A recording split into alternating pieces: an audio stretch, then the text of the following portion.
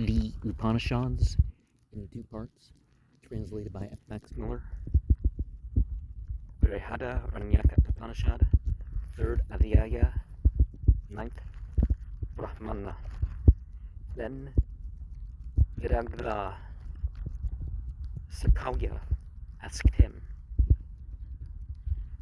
"How many entities are there, O Yajnavalkya?"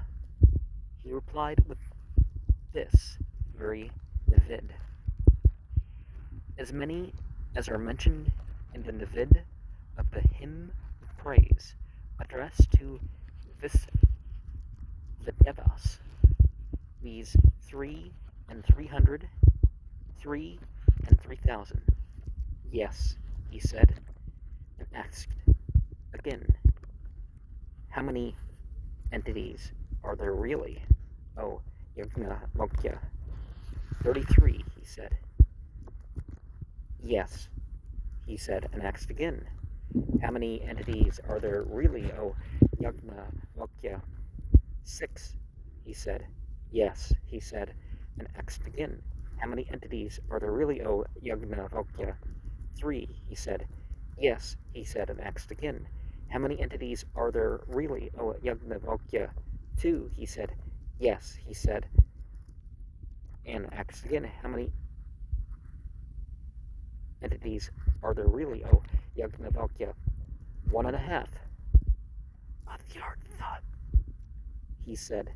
Yes, he said, and asked again, "How many entities are there really, O Yajnavalkya?" 1. God, he said. Yes, he said, and asked, "Who are these 3 and 300, 3 and 3,000? Yajnavalkya replied, "They are only the various powers of them. In reality, there are only 33 entities." He asked, "Who are those 33? Yajnavalkya replied, "The 8 Vasus, the 11 Rudras, the 12 Adityas. They make 31. And Indra and Prajapata make 33. He asked, "Who are the Vasus?" Yajnavalkya replied, "Agni, fire, Prithvi, earth, Vayu, air, and Tariksha, sky, Aditya, sun, Dew, heaven, Chandramas, moon, the Nakshatras, stars. These are the Vasus, for in them all that dwells this world rests, and therefore they are called Vasus." He asked, "Who are the Rudras?" Yajnavalkya replied, "These 10 vital breaths, pranas, the senses, i.e., the 5, and kriyas, and the 5 karmendriyas, and atman as the 11th. When they depart from this mortal body, they make us cry. And because they make us cry, they are called Rudras." He asked, "Who are the Adityas?" Yajnavalkya replied, "The 12 months of the year, and they are Adityas because they move along Yandev, taking up everything. Because they move along, taking up everything. Therefore, they are called Adityas." He asked, "And who is Indra? And who is Prajapata?" Yajnavalkya replied, "Indra is thunder. Prajapata is the sacrifice." He asked, "And what is the thunder?" Yajnavalkya replied, "The thunderbolt." He asked, "And what is the sacrifice?" Yajnavalkya replied, "The sacrificial animals." He asked, "Who are the 6? Yajnavalkya replied, "Agni, fire, Prithvi, earth, Vayu, air, and Tariksha, sky, Aditya, sun, Dew, heaven. They are the 6, for they are all this, the 6." He asked, "Who are the 3? Yajnavalkya replied, these three worlds, for in them all these entities exist. He asked, who are the two entities? Yajnavalkya replied, food and breath. He asked, who is the 1.5 entity? Yajnavalkya replied, he that blows. Here they say, how is it that he who blows, like one only, should be called 1.5? And the answer is because when the wind was blowing, everything grew.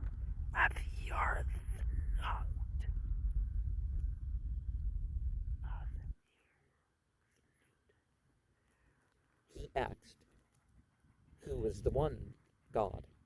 Yajnavalkya replied, breath, prana, and he is Brahman, the Supratman, and they call him that God.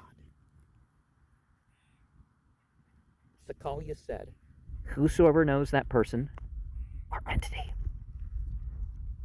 whose dwelling, body, is the earth, whose sight, world, is fire, whose mind is light, the principle of every living self, he indeed is a teacher. O Yajnavalkya.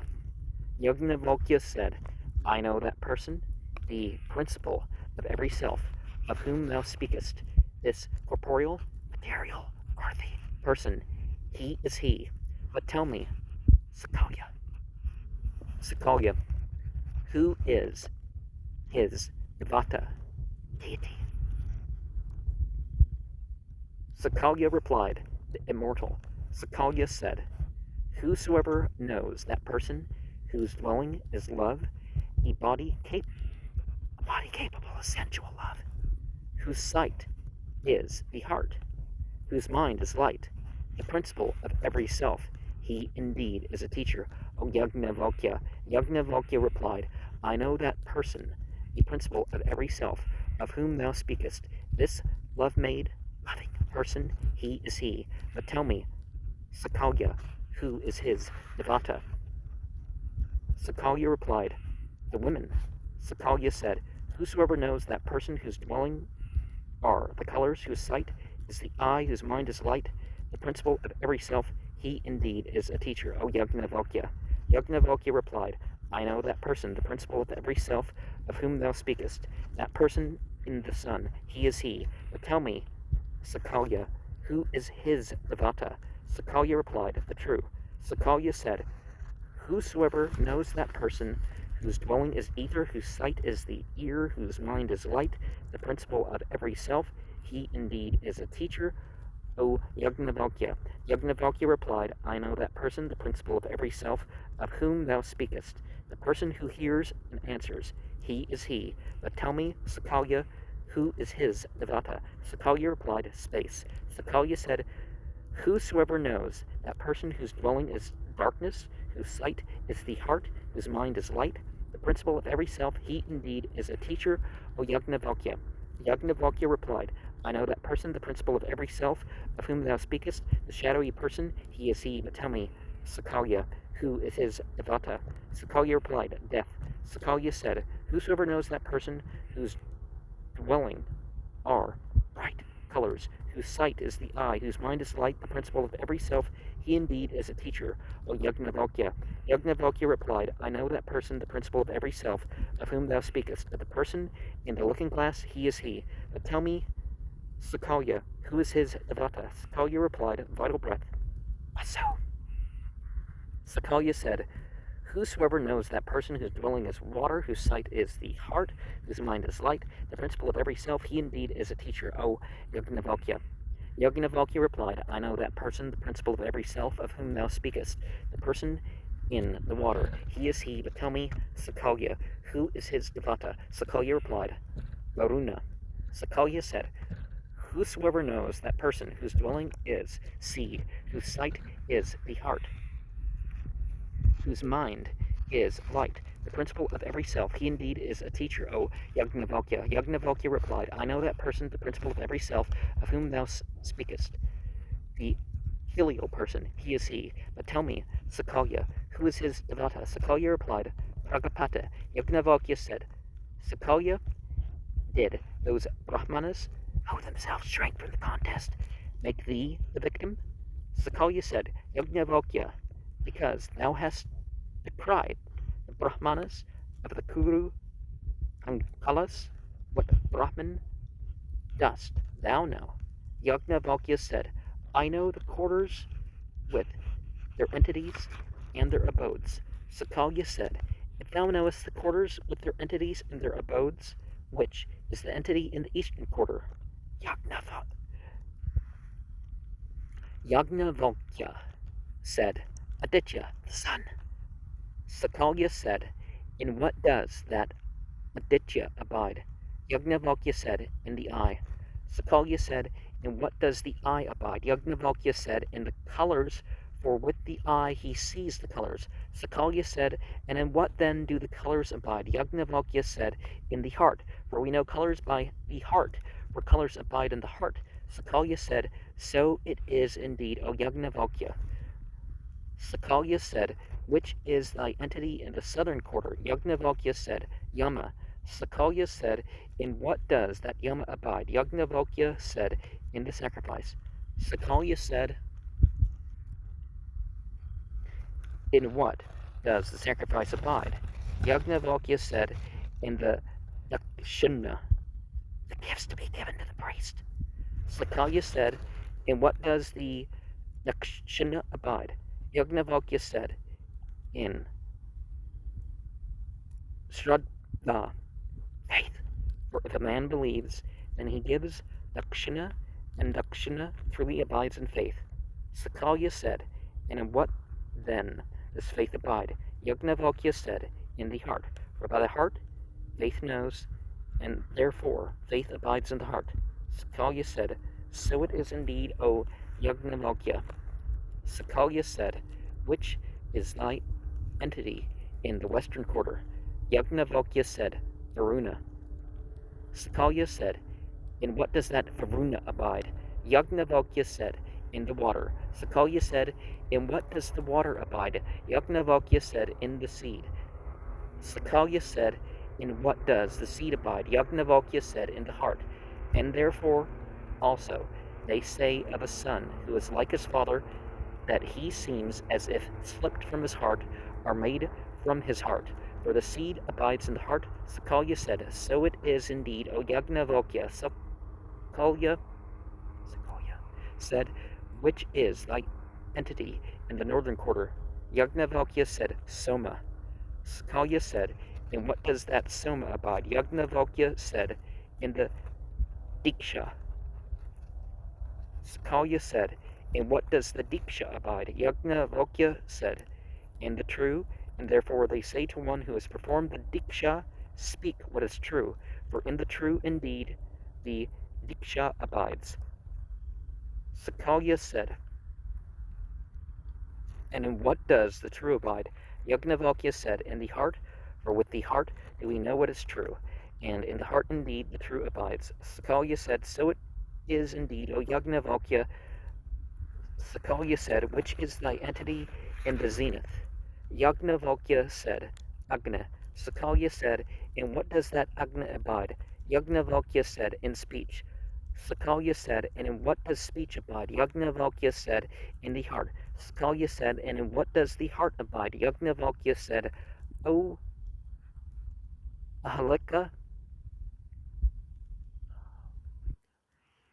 when you think the heart could be anywhere else from us, if it were away from us, the dogs might eat it, or the birds tear it. Sakalya said, and in what does thou, thy body, and the self, thy heart, abide?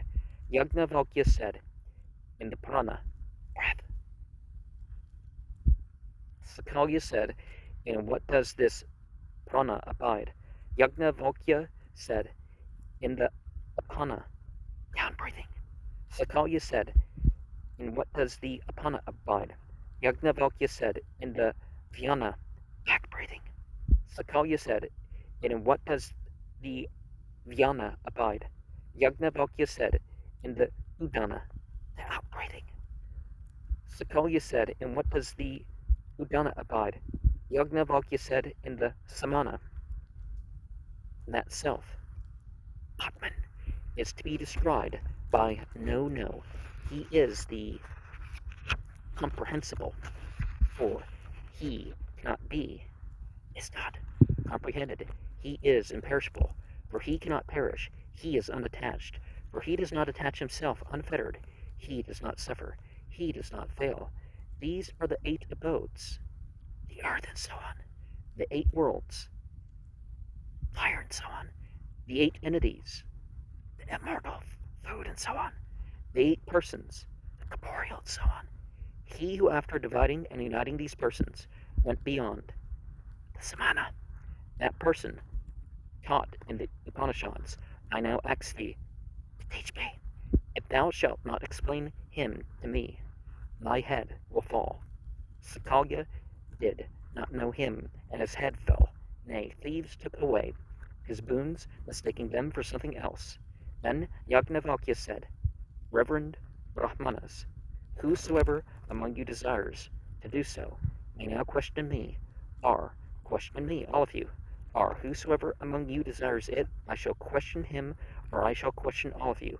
But those Brahmanas durst not say anything.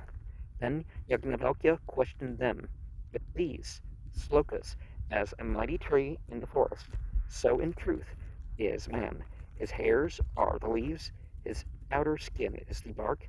From his skin flows forth blood, sap from the skin of the tree, and thus from the wounded man comes forth blood, as from a tree that is struck. The lumps of his flesh are in the tree. The layers of wood, the fiber is strong like the tendons. The bones are the hard wood within. The marrow is made like the marrow of the tree, but while the tree, when felled, grows up again more young from the root, from what root, tell me, does a mortal grow up after he has been felled by death? Do not say from seed, for seed is produced from the living, but a tree springing from a grain clearly rises again after death. If a tree is pulled up with the root, it will not grow again. From what root, then, tell me, does a mortal grow up after he has been felled by death? Once born, he is not born again. For who should create him again? Brahman, who is knowledge and bliss, he is the principle, both to him who gives gifts. And in verse 28, Sankara explains Ratir Datuh as Rater Datuh, a reading adopted by the Madhyandinas. He then arrives at the statement that Brahman is the principle or the last source, also the root of a new life, both for those who practice works and for those who, having relinquished works, stand firm in knowledge. Look now to page 138, translates Sest Brahma est le intelligence, le bonheur, la richesse, le but suprême de celui qui offre des sacrifices et de celui qui réside en lui, de celui qui connaît.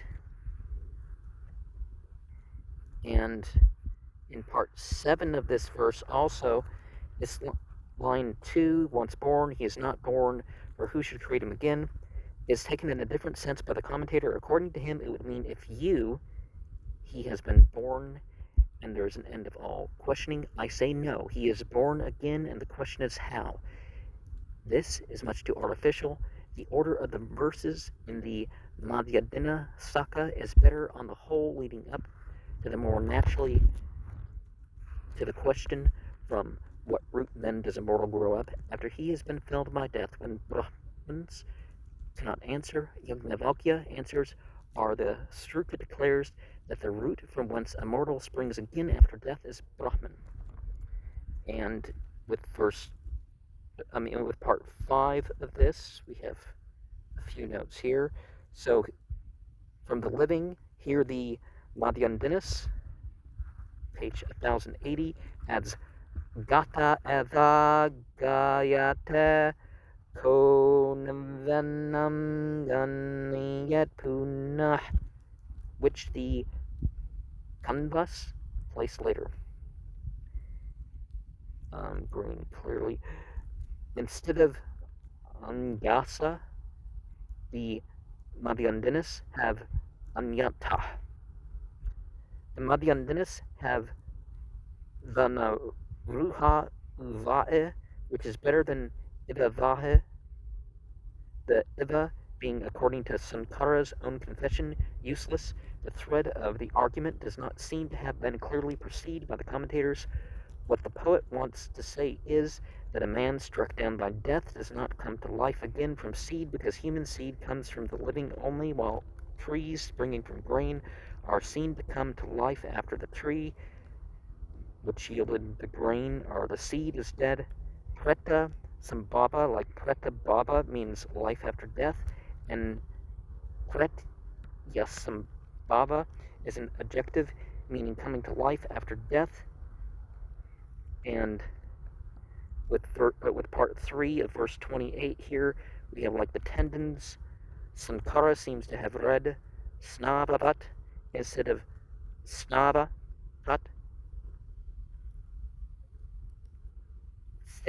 Sthiram, as we read in both Sakas.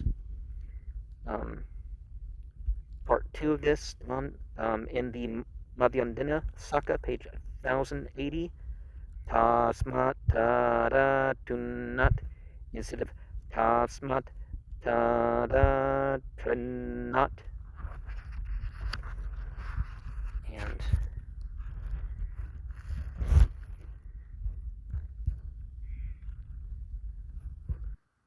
in verse 26 here, no.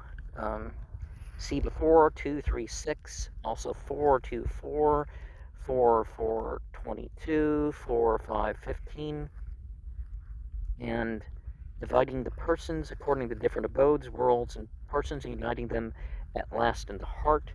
So we're really referring to the same, at least class of spiritual entities.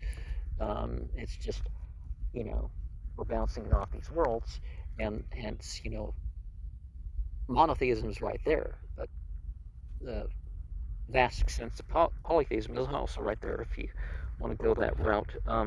Also in verse 26 in the Samana can hardly be meant here for one of the 5 pranas generally mentioned before the Udana, but as explained by Dviveda Ganga, stands for the Sutratman. This Sutratman abides in the Antaryaman, and this in the Brahman.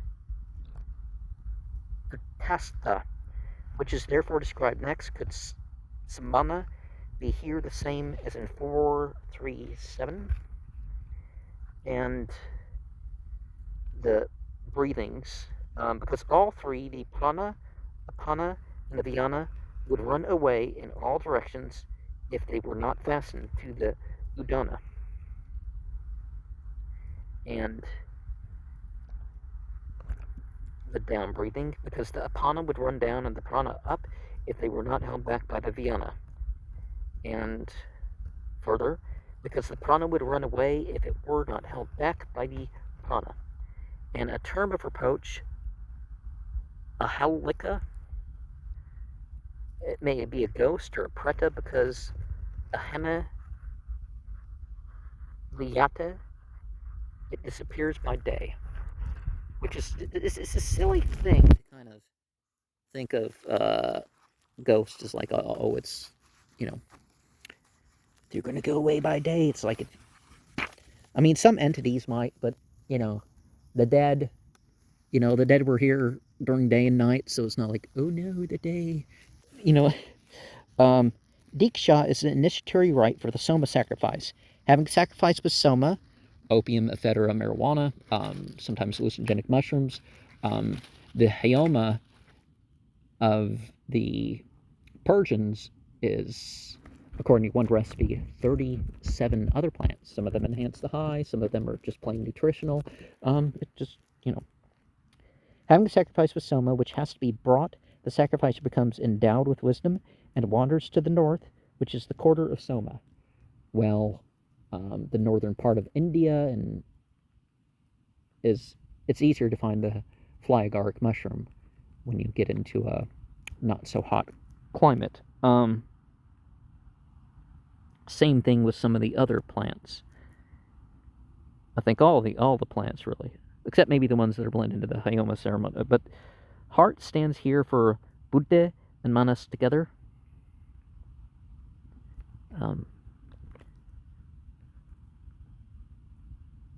Says the commentator, in the text published by Dr. Rower in the Bibliotheca Indica, a sentence is left out, viz. Buddhaya ete uvaka Buddhayana he rupana ganata Hridaya he eva rupana pratisthitana bhavantitya. So in the heart, verse 20 and 21 is where we get that second, but I'm trying to figure out real quick here where the number 2 is. I don't see the number 2. Well, it's there somewhere in verse 21.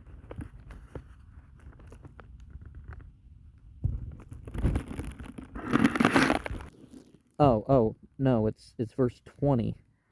Abide in the heart. That's what we're talking about. And the heart mentioned earlier in the sentence is what the first note is for. Sorry about that. And Angara Vakshayana is explained as the vessel in which coals are extinguished, and Anandagiri adds that Yajnavalkya, in saying that Sakalya was made in Angara Vakshayana by his fellow Brahmins, meant that he was given up by them as a victim, in fact, that he was being burnt or consumed by Yajnavalkya. I should prefer to take Angara Vakshayana in the sense of Ulmuka Vakshayana, an instrument with which one takes burning coals from the fire to extinguish them, a pair of tongs, read Sundamsa instead of Sundesa. Kahe with Ava means to remove, to take away. We should call an Angara Vakshana a cat's paw. The Brahmanas read Sakalya as a cat's paw. And I'm not noticing numbers too well. It seems better to take Kim as the interrogative pronoun than as an interrogative particle. So that last note for verse 18 around Kuru Pankalas, what? And the victim, one. In the same bit there. And let us remember that, as we've seen before, I am the sacrifice, I am this, and that. So when you take this role in the ritual, you are, it's not necessarily thinking that you automatically become God because you've acted out some role of deity in the story or something. It doesn't work that way, but you know what I mean. And shadow, Kya, is explained here by Ajnana, ignorance, not by Jnana, knowledge, referring specifically to verse 14, the shadowy person. And hears and answers in verse 13 read Srautra instead of Srotra. See the Brihadaranyaka Upanishad 2.5.6. And ask me instead of tell me in verse 10. Devata, that from which he is produced, that is his devata. The basically, the angel of this, that, and other part of creation in other mythologies. The immortal, also the same verse. The commentator explains Satya, the true, by the eye, because the sun owes its origin to the eye. According to the commentator, the essence of food. Oh, women. Women because they excite the fire of love. In verse 11, the true, verse 12, the commentator explains Satya, the true, by the eye, because the sun owes its origin to the eye. According to the commentator, the essence of food, which produces blood, from which the germ receives life and becomes an embryo and a living being. And this is going to have to be the last one because it's starting to get dark here. The world is fire. The Madhyandina text varies considerably. It has the first time Kashur Lokah for Agnir Lokah. I keep to the same construction throughout, taking Mano Gyote not as a compound, but like Agnir Loko Yasya as a sentence, i.e., Mano Gyotir Yasya. And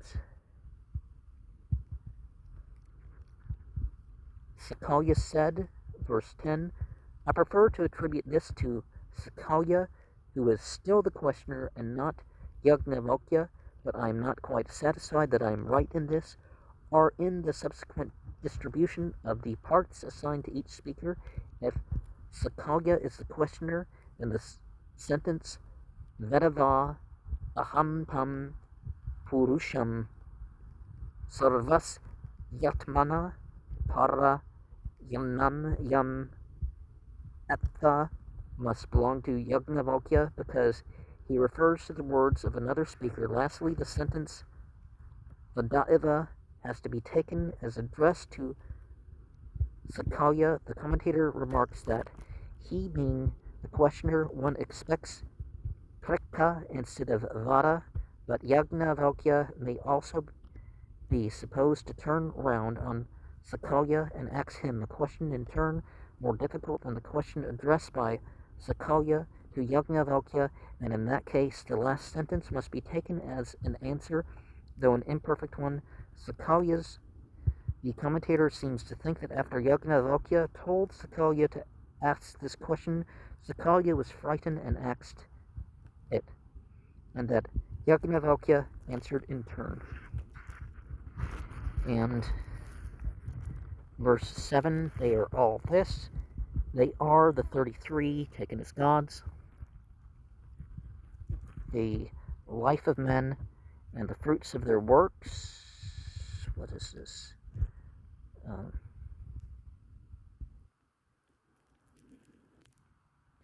Taking up everything. Atman is here explained as manas, the common sensory, and verse 5 here. Verse 4 mentions the Atman.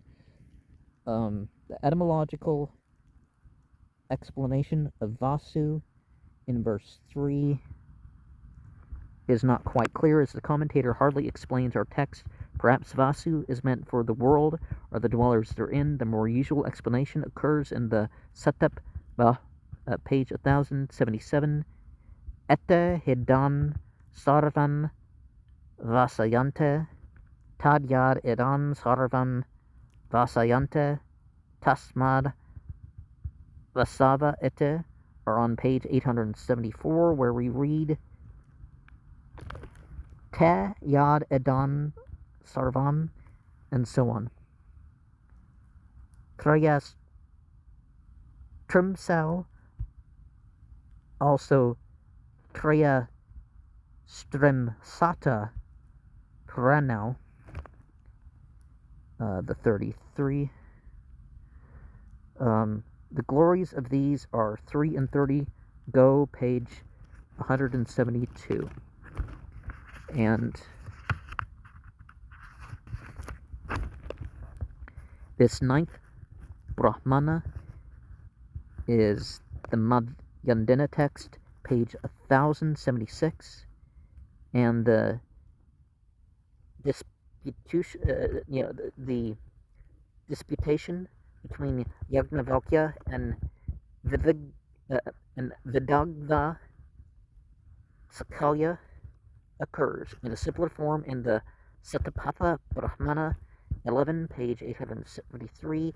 He is represented as the first who defies Yajnavalkya and whom Yajnavalkya acts at once, whether the other Brahmins had made him the Ulmukha Vakshyana, the cat's paw, literally one who has to take a burning piece of wood out of the fire, or the Dug the Kashtham Ulmukam Tasya Vahir Nirasanam Avakshayanam Vinasa. The end, however, is different for one on axing the nature of the one entity, the prana.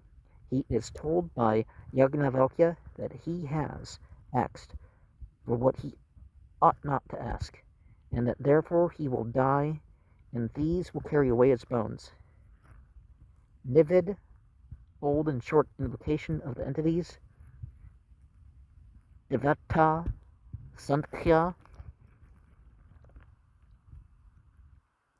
Vakakani Mantra Padana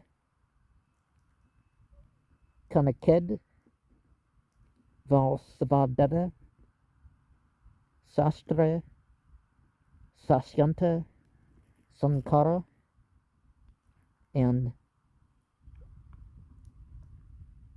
Deveveda Ganga.